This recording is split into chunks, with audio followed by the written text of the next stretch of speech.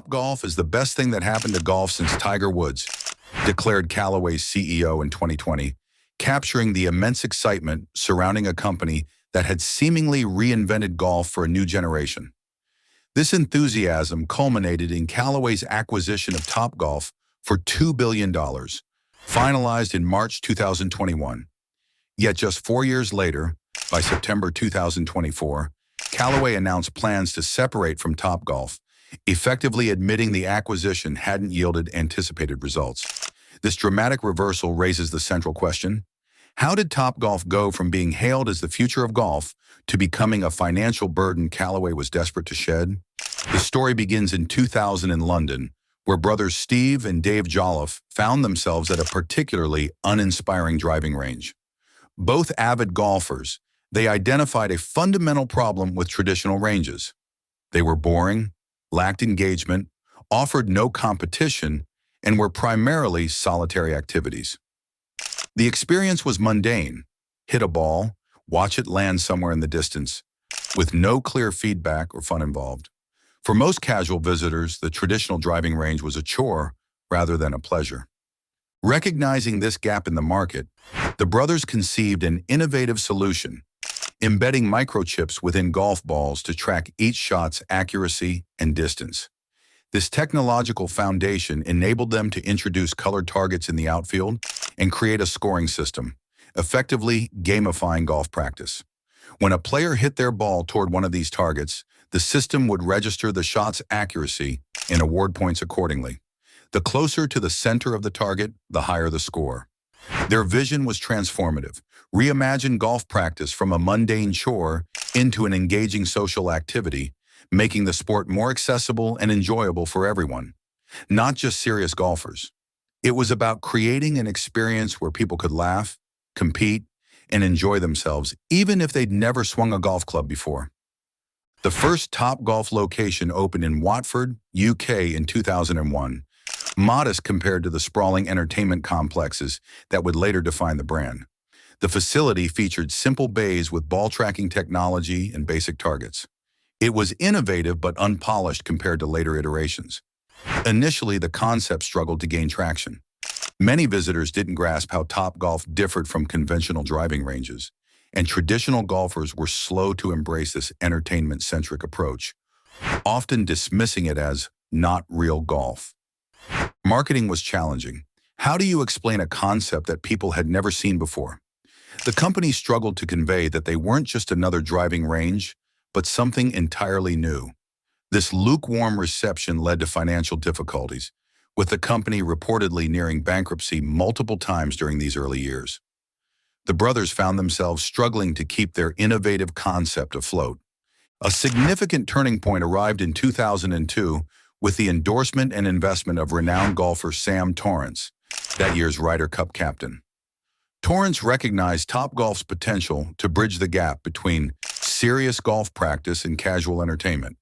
His involvement lent crucial credibility to the fledgling concept within the golf community and opened doors for much-needed funding. With this newfound support, Topgolf refined its technology, improved marketing efforts, and gradually expanded its UK presence, though still at a modest pace. A pivotal moment came in 2005 with the opening of Topgolf's first U.S. location in Alexandria, Virginia. The U.S. model represented a significant upgrade from its UK counterparts. Facilities were much larger, often spanning multiple floors, with an expanded focus on food and beverage. Venues transformed into what many described as sports bars where you could also hit golf balls. This heightened emphasis on social entertainment proved to be a game-changer for the business model.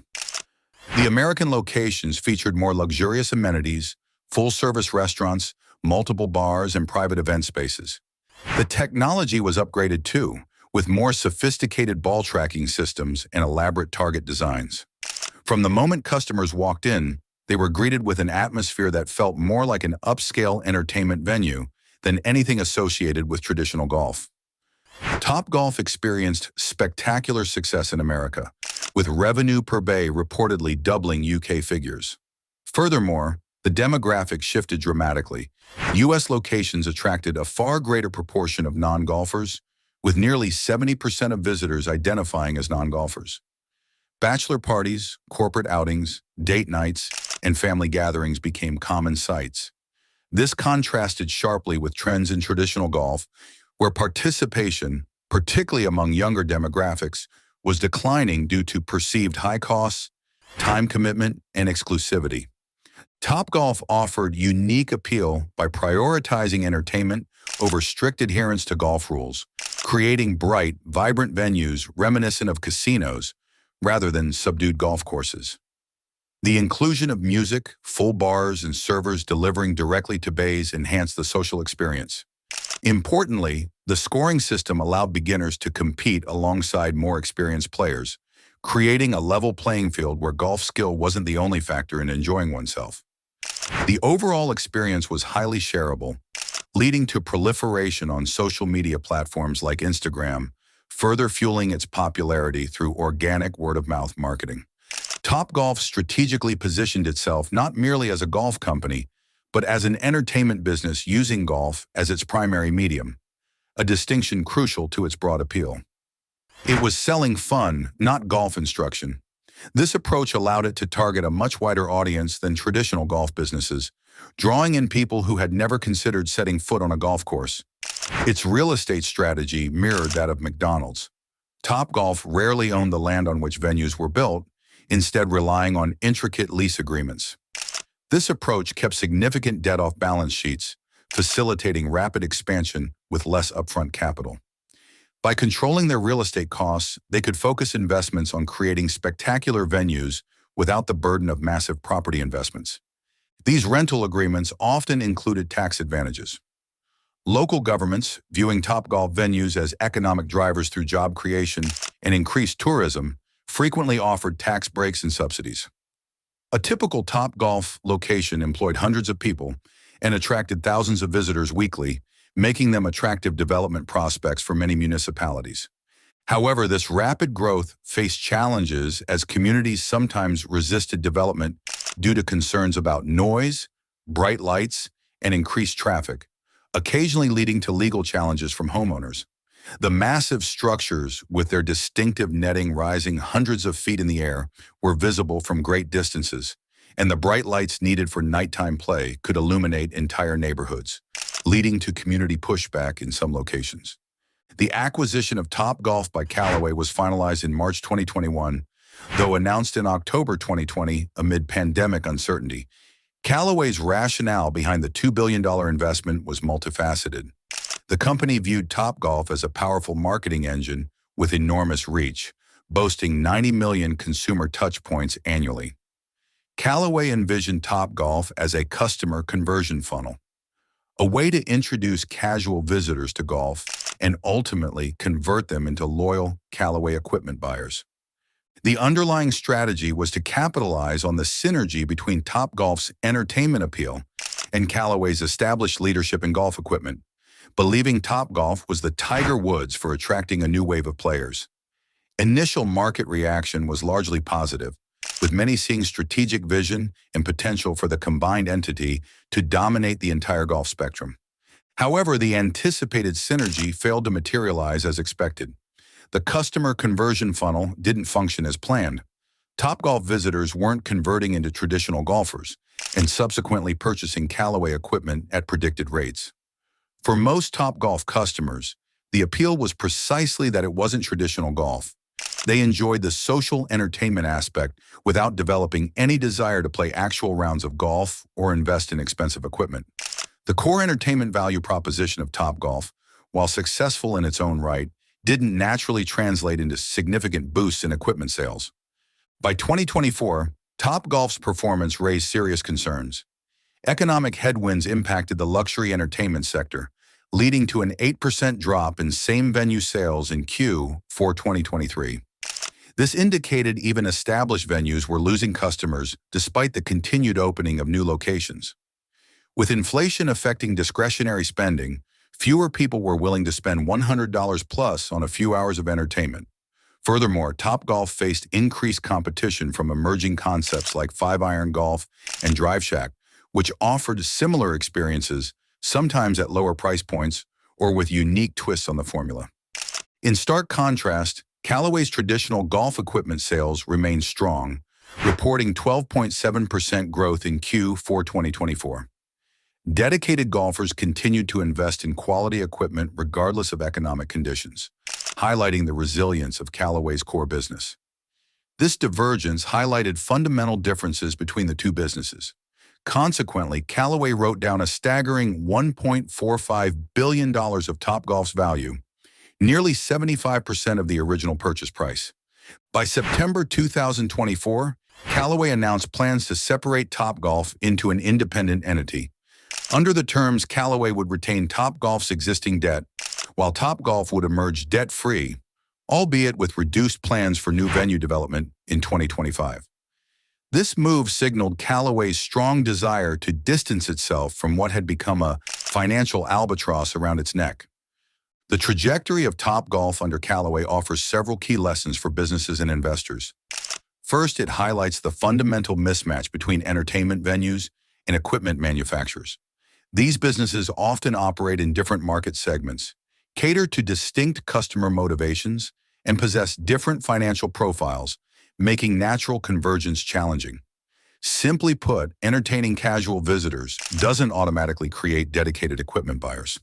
Second, Callaway's $2 billion investment appears to have been an expensive miscalculation, based on the flawed assumption that casual entertainment seekers would readily transition into dedicated golf equipment consumers. The notion that people enjoying a fun night out would suddenly develop a passion for traditional golf proved overly optimistic. Finally, the decision to split underscores the inherent difficulty in forcing together traditional and innovative business models, especially when core value propositions and target audiences differ significantly. What makes Topgolf successful, accessibility, casual fun, broad appeal, is fundamentally different from what drives Callaway's equipment business. Technical innovation, performance improvement, appeal to dedicated players. The fall of the Topgolf empire, at least within the Callaway framework, serves as a cautionary tale in the realm of mergers and acquisitions. After Callaway decided to split from Topgolf, people in the business world started asking big questions. What really happened? Why didn't this amazing idea work out exactly as planned? The story of Topgolf wasn't over. It was just entering a new chapter. The special technology that made Topgolf awesome was still super important. Those tiny computer chips inside golf balls could do way more than just track where a ball landed. Imagine playing golf and having a computer tell you exactly how to improve your swing, or playing a game where your skills get better each time you play. That's the kind of future Topgolf's technology could create. It wasn't just about golf anymore. It was about making sports more fun and interactive. Different countries started looking at Topgolf with huge interest. In places like South Korea and Japan, golf was already super popular, but Topgolf could make it even more exciting. They could take the basic idea and make it work for local players. Countries with growing cities and more people with extra money saw big opportunities. Topgolf wasn't just a place to hit golf balls, it was a social hangout, a place where friends could meet, laugh, and have fun together. This idea could work almost anywhere in the world. Other companies started creating their own versions of Topgolf. Places like 5-Iron Golf and Drive Shack wanted to create similar experiences. Competition is good because it makes everyone try harder and come up with more creative ideas. Cities loved Topgolf for another reason. These venues created lots of jobs. They brought people together and made empty spaces in cities come alive. Local governments saw Topgolf as a way to make their city more exciting and fun. Money was always going to be a challenge. People were being more careful about how they spent their extra cash. Spending over $100 for a few hours of fun wasn't something everyone wanted to do anymore. Topgolf would need to find ways to make their experience more affordable. Technology could make Topgolf even more awesome in the future. Imagine putting on special glasses that show you exactly how to improve your golf swing, or playing games where computers help you get better in real time. The possibilities were endless. Breaking away from Callaway meant Topgolf could find investors who really understood their business. Some companies might see Topgolf as a perfect mix of sports, technology, and entertainment. They could help the company grow in new and exciting ways. The bigger picture was about changing how people think about sports. Traditional sports were losing younger players. They seemed boring and hard to learn. Topgolf showed that sports could be fun, social, and welcoming to everyone. Business leaders could learn a lot from Topgolf's story. Sometimes great ideas don't work out exactly as planned, but that doesn't mean the idea is bad. It just means you need to keep thinking, keep improving, and stay creative. The Jolliffe brothers, who started Topgolf, had done something amazing. They proved that with creativity and technology, you could take something old and make it totally new and exciting. They didn't just create a business, they changed how people think about sports. Technology is always changing how we have fun. Topgolf was just one example of how computers and smart ideas can make boring activities super exciting. Who knows what kind of cool experiences might be created in the future? The most important lesson was simple: fun matters. If you can make something enjoyable, people will want to try it. Topgolf showed that sports aren't just about being the best. They're about having a good time with friends. As the entertainment world kept changing, Topgolf remained an important example. They had proven that breaking rules and thinking differently could create something totally unique. The future of sports and entertainment was going to be more interactive, more social, and definitely more fun. No one knew exactly what would happen next. But one thing was certain: the idea of making sports more accessible and enjoyable was here to stay. Topgolf had started something big, and the story was far from over.